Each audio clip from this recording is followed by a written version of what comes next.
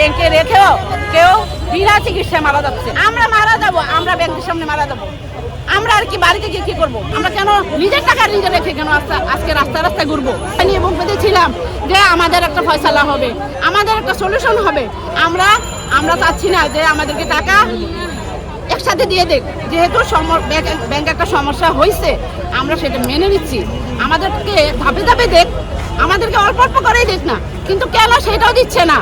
তাহলে আমরা আর কি করবো? আমরা কোথায় যাবো বলেন? আমাদের কথা কেউ শুনতেছে না। আমরা রাস্তায় থাকার লোক না। আমরা কেন রাস্তায় থাকবো?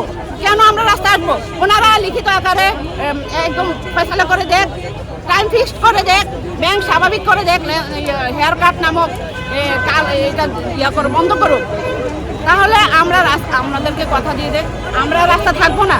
আমরা যার যার জায়গায় চলে যাবো। আমরা কেন রাস্তা থাকবো? আমরা কেন নিজের টাকা নিজে রেখে কেন আজকে রাস্তায় রাস্তায় ঘুরবো? বলছে কোনো নির্দেশনা আসে নাই।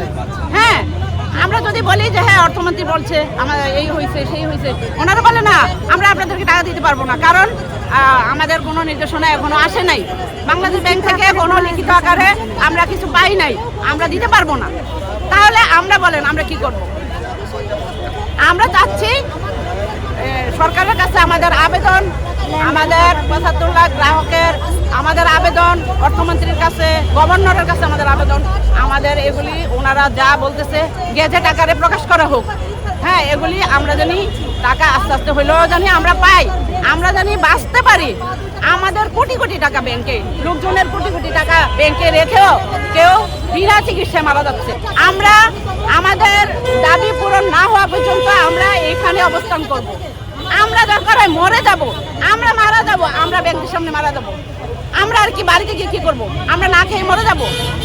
ওখানে মরার থেকে আমরা এখানে মরে যাব।